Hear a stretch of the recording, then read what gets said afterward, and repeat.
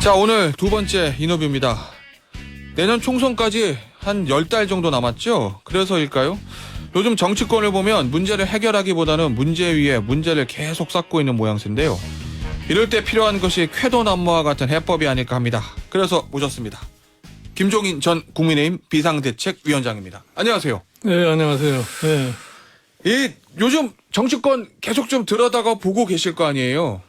어떻게 보고 계십니까? 지금 여야 하는 일들을. 뭐 여야 정치권이라는 게 지금 현재 우리나라가 당면하고 있는 문제가 문제인지를 모르는 그런 상황이 사실은 실질적으로 오늘 정치권의 문제라고는 생각을 해요. 문제가 문제인지를 모르니까 문제를 해결할 수 있는 묘안이 나올 수가 없는 거죠. 그러면 위원장 보시기에는 지금 우리 정치권, 우리나라에서 가장 해결해야 될 문제는 뭐라고 보시는데요? 지금 오래전서부터 우리가 해온 것이 뭐냐면은 이 나라가 이게 갈등 구조 속에 빠져 있는 그런 상황이에요. 그 정치가 사실은 그 갈등 구조를 이제 해소하는데 노력을 갖다 해줘야 되는데 거기에 대한 무슨 방안이 아무것도 없어요. 예를 들어서 지금 우리가 IMF 사태 이후에 흔히들 얘기하는 양극화 현상이라는 거 있잖아요. 그 양극화 현상이라는 것이 지금 지난 한 30년 동안에 말만 해왔지 양극화 현상은 해소가 되질 않고 오히려 양극화는 더 벌어지고 있고 그로 인한 여러 가지 사회 지표가 아주 굉장히 문제가 있다는 걸 우리가 알고 있잖아요. 아주 대표적인 예가 저출산, 그다음에 노인 빈곤율, 자살률, 그리고 국민이 선진국이 됐음에도 불구하고 행복을 느끼지 못하는 세계에서 제일 OECD 국가 중에서 꼴등에 속하는 나라. 이런 근본적인 문제에 대해서 정치권이 이거를 해결하고 해서 뭘 하겠다는 아무런 방안이 나오질 않아요. 말씀하신 지적하신 현재 우리 사회가 겪고 있는 문제가 무엇인지는 아마 여야 지도자들도 알고 있을 것 같고. 알고 있으면은 문제를 해결하려고 노력을 해야지. 그래서 제가 궁금한 게 그 부분인데요. 지금 말씀하신 정치가 이제 갈등을 해결하는 게 정치의 본질이라는 것도 알고 있을 텐데 왜 행동으로 옮기지 못하는 이유는 뭐라고 보시는 거예요? 그것이 우리나라 정치의 아주 고질적인 문제예요. 말로는 그럴듯하게 하지만 실질적인 행동은 안 하는 거란 말이에요. 그러니까 오늘날 우리나라에 지금 이 21대 국회, 과거 국회도 별로 닿지 않지만 21대 국회가 거의 제 기능을 갖다 못한다고 저는 생각하고 있는 거 아니에요. 갈수록 더 그런 점이 문제가 더 도드라진다는 말씀이시군요. 하나씩 짚어보죠. 그럼 정부 여당부터 좀 보겠습니다. 지금 윤석열 정부가 횟수로 한 1년 정도 넘었는데 어떻게 보고 계신가요? 윤석열 정부의 어떤 행보들. 나는 이 윤석열 정부에 대해서는 내 개인적으로 평가를 하고 싶지가 않아요. 나는 사실은 지금 윤석열 정부에 대한 평가라는 것은 이미 국민들이 다 내리고 있는 그런 상황이기 때문에 특별하게 이렇게 평가할 필요가 없지 않나 이렇게 생각을 해요. 아직 정부 출범하고 선거를 치른 것도 아닌데 국민이 평가를 내리고 있다는 말씀은 아니 어떤 그러니까 의미일까요? 각종 여론조사를 볼 것 같으면은 그 여론조사라는 것이 국민이 정부에 대해서 어떠한 생각을 가지고 있는가를 간접적으로 표출하는 거기 때문에 그 여론조사라는 것이 거의 매주 한 번씩들 각 여론조사 연구기관들이 하고 있기 때문에 거기에 나타나는 종합적인 수치를 종합해 볼 것 같으면은 대략 지난 1년 동안에 윤석열 정부가 국민들로부터 어떻게 평가를 받고 있다고 하는 것을 갖다 판단할 수 있다고 나는 생각을 해요. 여론조사 분석 기사들을 보면은 그러지 좋지 못하다라는 평가들이 좀 있는데 그럼 국민들의 평가도 좋은 것은 아니다 이런 취지신 아니 그러니까 건가요? 지금 평균적으로 보면 한 35% 수준에 놓여 있는데 본인이 선거 때 48.3%인가 받지 않았어요. 거기에도 아직 못 미치는 그런 여론조사가 지금 자꾸 나오고 있기 때문에 지금 지난 1년 동안에 윤석열 정부에서의 국민들의 평가라는 것은 이미 내어 있지 않나 이렇게 생각을 해요. 그래서 그다음에 이제 지금 이게 현재 상황도 중요하지만 지금 핑계는 저희 정부가 출범했는데 국회가 야당이 장악하고 있기 때문에 도와주지 않는다. 야당이 협조를 안 해서 이 문제가 해결되지 않는다 이렇게 얘기들을 하잖아요. 그런데 과연 그러면은 대통령이나 여당이 그 야당과 문제 해결을 위한 무슨 시도를 했느냐 하면은 그것도 보이질 않는다 이런 얘기예요. 그러니까 야당은 자연적으로 여당이 잘못해야지 선거에 가서 이길 수 있으니까 스스로 협조적이지는 절대로 안 할 거라도. 야당은요? 예. 그게 이런 상황이 지금 내년 총선까지 갈 거라고 난 봐요. 예. 그러면 내년 총선까지 가면은 내년 총선은 지금 윤석열 정부 출범 2년을 맞이하는 총선이기 때문에 예. 2년에 대한 평가를 갖다 할 수밖에 없다 이런 얘기예요. 그런 측면이 있겠죠. 예, 그래서 2년 대 평가에서 사실은 내년 총선에서 지금 국민의힘이 과반수 의석을 차지하지 못할 것 같으면 국민으로부터 불신을 받았다는 것밖에 한 방법이 없어요. 네. 그러고 나서 과연 그러면 나머지 임기 3년을 어떻게 갈 것이냐. 이거에 대해서 지금 냉정한 지금 판단을 하는 것이 지금 국민의힘이 해야 할 가장 중요한 과제가 아닌가 봐요. 그 일각에서 그런 얘기들도 많이 하긴 합니다. 왜 정부하고 여당이 야당과의 협치에 손길을 내밀지 않느냐. 뭐 예를 들어서 윤석열 대통령과 김기현 대표가 왜 이재명 대표와 만남을 하지 않느냐. 뭐 이런 언론의 지적들도 있긴 있는데 정부 여당에서 왜 그렇게 한다고 보십니까? 그러니까 정치라는 게 원래 협상, 말 이런 걸 해서 하여튼 서로 타협을 이루는 것이 정치의 본질이라고 보는 건데 네. 일방적으로 정치를 할 수가 없어요. 특히 민주사회라고 하는 것은 그러한 것을 도외시해 가지고서는 전혀 정치가 진전을 할 수가 없는 거 아니겠어요? 예. 그런데 지금 보면은 뭐 대통령실도 그렇고 여당도 그렇고 그런 자세를 전혀 보여주지 않고 있는 거다 이런 얘기예요. 그러니까 결국은 문제 해결이 하나도 될 수가 없다 이러고. 그럼 야당 측은 어떨까요? 그러니까 야당이라는 예. 것은 본질적으로 여당의 잘못을 먹고 사는 게 야당이기 때문에 야당이 스스로 협조를 하려고 하지는 않아요. 먼저 손을 내밀어야 된다 말씀이시군요. 그러니까 원래 야당은 쪽에서. 문자 그대로 반대로 하기 위해서 존재하는 것이 야당인데 야당이 무슨 자진해서 무슨 정부에 협조한다를 기대한다는 건 상식밖에 일이라고 생각해요. 그 윤석열 정부의 정책 방향 자체에 대해서는 어떻게 보세요? 예를 들면 뭐 경제 정책 방향이라든지 노조에 대한 어떤 강경한 입장. 나는 경제 정책에 대해서 구체적인 방향이 설정돼 있다고 보질 않아요. 그렇습니까? 지금 윤석열 정부가 처음 시작을 해가지고서 경제에 관해서 얘기하는 거는 무슨 민간 주도의 시장 경제 원칙, 자유 이것만 강조한 것이 구체적으로 경제정책의 방향을 어떻게 설정을 하고 어떻게 지금 한국 경제가 당면한 문제가 뭐기 때문에 그거를 해결하기 위해서는 앞으로 뭘 어떻게 하겠다 하는 이런 것이 보이질 않아요. 그래도 대통령은 3대 개혁 얘기하잖아요. 노동개혁, 교육개혁, 연금개혁. 아니 3대 개혁을 얘기하는 거는 뭐 수도 없이 들었는데 그 3대 개혁이라는 것은 이번 정부만 하는 얘기가 아니라 과거 정부도 똑같은 얘기를 해온 거예요. 그러나 그 개혁이 지금까지 미루어져 왔기 때문에 또다시 이 정부에서도 3대 개혁을 얘기를 하는데 그러면 3대 개혁이라고 하는 것이 무엇 때문에 필요하고 그 방향이 뭐라고 하는 것을 제시를 해줘야지 말만 3대 개혁이라고 얘기한다고 뭐 어느 방향으로 개혁을 할 것인지 모르니까 될 수가 없는 거예요. 그럼 예를 들어서 노동개혁을 해야 되겠다. 그러면 노동개혁의 근본적인 우리가 갖고 있는 문제가 뭐기 때문에 그걸 고쳐야 된다, 고쳐야겠다는 걸 얘기를 해야 되잖아요. 지금 실질적으로 노동에 대해서 얘기하는 것은 노동의 부조리를 갖다가 잡아내는 거, 거기에 포커스를 맞춰가지고 있는 건데 이거는 노동개혁과는 별개의 사항이라고. 그러면은 애초에 윤석열 정부가 출범할 때부터 우리가 5년 동안 뭘 하고 싶은지에 대한 어젠다 세팅이 잘 안 돼 있다 이런 취지신 건가요? 그것이 이 문석열 정부의 가장 큰 약점이에요. 예를 들어서 대통령 선거 기간 동안에도 내가 대통령이 되면 나는 무엇을 어떻게 하겠다는 지향점이 전혀 구체적으로 나온 적이 없어요. 그때 캠프에 계셨었잖아요. 내가 뭐 잠깐 있다가 난 빠져나온 건데 이제 그런 거 저런 것이 맞지 않기 때문에 내가 더 이상 할 수가 없는 상황이었기 때문에 이제 헤어지고 마는 건데. 그러면 인수위 때부터가 아니라 이미 대선 캠페인 과정에서도 그런 어젠다 세팅이 안 돼 있었다는 얘기인데. 네, 실질적으로 그래요. 그러니까 윤석열 대통령의 소위 선거 캐치프레이스라는 거는 정권 교체.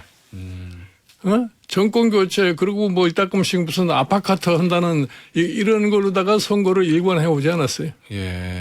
알겠습니다. SBS 김태현의 정치쇼 지금 청취자 여러분께서는 김종인 전 국민의힘 비대위원장과 함께 하고 계시고요. 여야 얘기 좀 해보죠. 최근에 여당의 김기현 국민의힘 대표 그다음에 야당의 이재명 민주당 대표가 각각 국회에서 교섭단체 대표 연설을 했는데 어떻게 들으셨습니까? 두 대표의. 뭐 나는 뭐 이재명 대표의 교섭단체는 뭐 내가 구체적으로 들은 건 없고 나중에 신문 보도에 볼 것 같으면 뭐 불체포 특권을 갖다 포기하겠다 하는 것이 가장 중요한 연설 내용이 아니었나 예. 이렇게 생각을 해요. 예. 그 이재명 대표의 불체포 특권 포기 선언은 어떻게 생각하세요? 그러니까 본인이 그동안에 사법 리스크 때문에 여러 가지로 고초도 느꼈고 또 하나 체포동의안도 국회에 제출돼 가지고서 그게 이제 부결이 되긴 됐는데 뭐 거기에 대해서 어떤 지금 이 심정의 변화가 와서 그런지 모르지만 갑작스럽게 불체포 권한을 포기하겠다고 하는 것이 어떤 의미에서나 맞는지는 내가 구체적으로 잘 모르겠어요. 김기현 국민의힘 대표 연설은 좀 보셨나요? 어저께 이제 국민의힘 대표 연설을 볼 것 같으면 국회의원 10% 감축하겠다. 나는 그게 왜 갑자기 튀어나오는지 모르겠어요. 아, 반대하십니까? 그 네, 부분에 그러니까 내가 보니까 우리나라의 국회의원 숫자가 다른 나라에 비해서 이렇게 많은 것도 아니에요. 국회가 이 일을 제대로 안 하고서 국민들이 짜증을 내니까 이제 국회의원까지 더 줄여야 되지 않느냐는 이런 소위 불만의 소리가 나온 건데. 여론조사에 보면은 줄여야 된다는 네. 수치가 좀 높게 나오긴 하죠. 그건 뭐 그 여론조사에 나오는 그런 거 가지고서 정치가 판단하면 안 돼요. 어느 나라도 국회의원 숫자를 가지고서 줄인다 늘린다 하는 그런 나라가 없어요. 예. 이 사람들이 지금 이 정치개혁이라는 게 뭔지를 모르기 때문에 정치개혁이라는 게 본질적으로 정치인들의 자세부터 고쳐야 되는 거예요. 예. 그런 건 하지 않고 느닷없이 뭐 다른 할 말이 없으니까 저 의원 정수를 갖다가 10% 줄이겠다. 그게 대체 국민 생활에 무슨 의미가 있다. 근데 어제 저 이철규 국민의힘 사무총장과의 인터뷰에서 나온 얘기들은 아마 이런 무노동 무임금 국회의원들 불체포 특권 포기 그다음에 의원정 10% 감축 같은 정치개혁 어젠다를 총선까지 좀 밀고 갈 것 같던데요. 무노동 무임기라는 것은 뭐 그건 뭐 연필증 하는 소리고 예. 국회가 제대로 기능을 못하니까 국회의원들 세비도 주지 말자 하는 이런 것이 이제 일반 국민들의 여론이니까 그걸 받아들여 가지고서 정치인이 그것이 무슨 대단한 얘기처럼 하는 건데 예. 나는 그게 별로 정치에서 가장 유치한 사고방식이라고 생각한다. 그렇습니까? 그럼 정치개혁 이슈 같은 거는 어떤 어젠다를 던져야 되는 거예요? 아니 예를 들어서 지금 이 국민의힘도 그렇고 민주당도 그렇고 자기네들이 어느 방향으로 당을 끌고 가야 되겠다고 하는 정강정책이라는 거 있잖아요. 예. 그걸 좀 냉정하게 좀 읽어보고 예. 우리 현실과 관련해서 뭐를 실현할 것 같으면은 국민들의 마음을 사로잡을 수 있을 것인가 하는 이런 자세의 변화를 가져오지 않고서는 밤낮 딴 얘기는 해봐야 아무 의미가 없어요. 알겠습니다. 요즘 저 국민의힘의 김기현 대표의 대표 취임 이후의 행보들은 어떻게 평가하고 계세요? 글쎄요, 내가 보기에 뭐 별다른 특별한 행보가 보이질 않는데 예. 김기현 대표도 그렇고 민주당의 이재명 대표도 마찬가지인데 내년에 총선과 관련해서 소기의 목적이 달성이 안 되면 그 두 사람 다 자기 정치 생명은 끝난다고 생각을 하고 그런 각오를 가지고서 소위 정치 지도자로서 내가 무엇을 할 것인가를 갖다 생각을 해야 되는데 네. 그런 게 지금 현재로서는 보이지는 않고 있는. 그런데 사실은 여당 대표의 자리가 좀 쉽지는 않은 자리라고 하잖아요. 그 대통령과의 관계 설정 때문에. 그러니까 여당 대표라고 하는 것이 참 쉽지 않은 자리인 만큼 분명해요. 왜 대통령이 있기 때문에 대통령이 눈치를 보고 이제 당을 끌어야 되기 때문에. 예. 그러나 여당 대표가 당의 대통령의 눈치를 너무 볼 것 같으면 선거에 성공을 못 합니다. 아, 그러면 순서대로 해야 된다. 예를 들어서 예.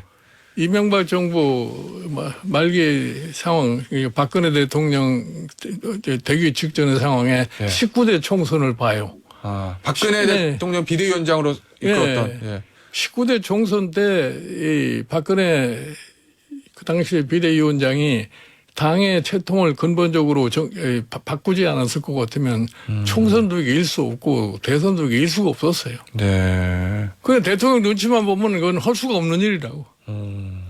지금 국민의힘의 상황이나 현상들이 저 위원장이 있었을 때랑은 좀 달라졌다고 보십니까? 나는 이제 내가 사실은 국민의힘에서 서울시장 보궐선거 오세훈 시장 당선을 시키고 예. 그 이튿날부로 내가 나와버렸는데 예. 그 나온 원인이 어디 있느냐가 사람들이 잘 몰라요, 그거를. 내가 국민의힘에 있으면서 느끼는 바가 뭐였냐면은 그 당시에 서울시장 보궐선거를 할 적에 국민의힘의 대다수의 중진 의원이나 과거의 당 대표를 지낸 사람들의 사고방식이 뭐냐. 예. 국민의힘의 후보로는 서울시장이 당선이 안 된다는 거예요. 아, 당시에요? 예. 예. 안철수 후보의 단일화 얘기가 나왔을 때죠, 그때가. 예. 그러니까 내가 거기가 참 억지로 해가지고서 오세훈 시장을 만들어 놨는데 예. 더 이상 거기서 얘기를 할 수가 있는 그런 분위기가 아닌 정당이에요. 왜요? 전부가 다 좀 딴세지. 사람들이 기본적으로 자, 당 대표를 누가 돼야 될 거냐. 예. 내가 비대위원장을 그만두면서 당대표를 일단 선출을 하고서 임기를 하고 나오는 것이 정상인데 예. 그것이 내가 보기에는 불가능하다고 난 느꼈기 때문에 그만두고 나온 거예요. 도대체 당을 맡아서 끌고 갈 만한 사람이 보이질 않아요. 거기서. 예. 기존의 중진 의원들 중에서요. 그런 거예요. 예. 그러니까 결국은 그 탐바구니 속에 가서 당 대표가 된 게 이준석 전 대표고요. 이준석 전 대표가 된 거라 말이에요. 그럼 이준석 전 대표가 있을 때와 지금도 당이 좀 많이 다르다고 보십니까? 이준석 대표하고 많이 달라진 거죠, 상황이. 내가 사실은 대통령 선거 이제 끝나고 지자체 선거가 끝나고 당 대표로서의 책무는 그래도 제대로 하는 거 아니에요. 예. 선거를 2번 이겼으니까요. 예. 그런데 그 대표를 갖다가 징계를 해서 내쫓아버렸단 말이에요. 예. 그 내가 그 당시에 그런 얘기를 했어요. 이준석이 내쫓으면 당 지지율이 한 10% 정도 내려갈 거라고 말이에요. 네. 그 이후로 내려가가지고 지금 올라가지를 못하고 있는 거예요, 저게.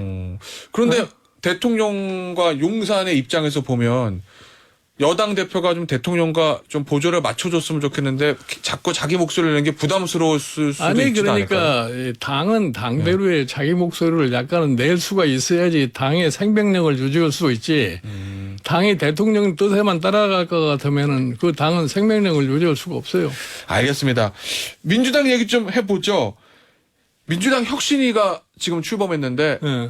어떻게 전망하십니까? 잘 될 거로 보십니까? 아니면 쉽지 않을까요? 지금 막 출발했으니까 지켜봐야죠. 뭐를 혁신하려고 그러는지는 잘 모르겠어요. 그럼 뭘 혁신해야 된다고 보시는 건데요? 민주당은. 그래 말이야. 정당의 본연의 임무가 뭐라는 것을 알고서 그게 본연의 임무에 돌아가는 것이 사실은 가장 중요한 건데 예. 뭐 우리 과거에도 보면은 혁신 얘기를 했지만 실질적으로 뭐로 혁신했는지 결과가 아무것도 없잖아요. 예. 지금 만약에 위원장께 민주당에서 전권을 드리겠습니다. 그것이 혁신위원장이든 비대위원장이든 전권을 드리겠습니다 하신다면 가로 가신다면 뭘부터 먼저 하시겠어요? 그거는 내가 그런 소위 자리를 맡았을 적에 내가 판단을 한 거지. 예.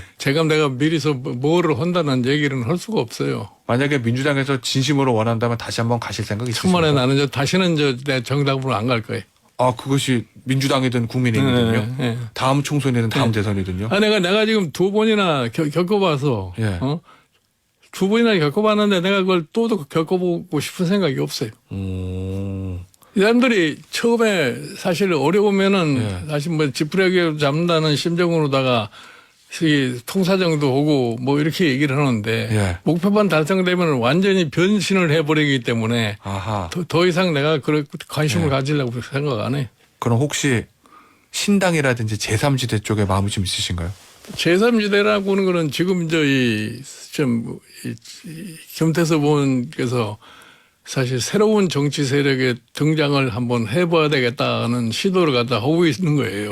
그런데 뭐 제3지대라고 보기에는 지금 기존 정치인 세력과는 좀 다른 새로운 정치 세력이 나와야만이 한국의 미래가 있다 이렇게 생각을 해요. 네.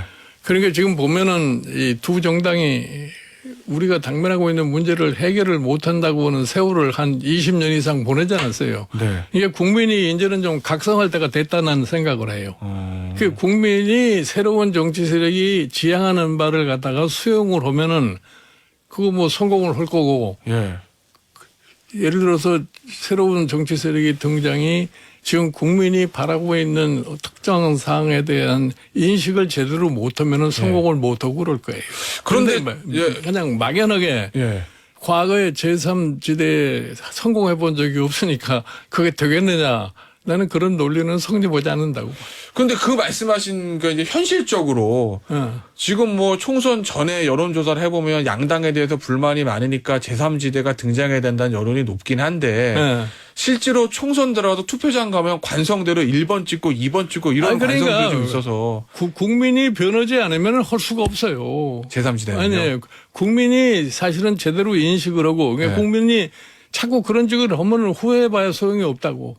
이제는 한 20여 년 가까이 겪어을 했기 때문에 국민도 좀 각성을 하지 않나 하는 이런 기대를 갖다가 갖고서 시작을 하는 거지.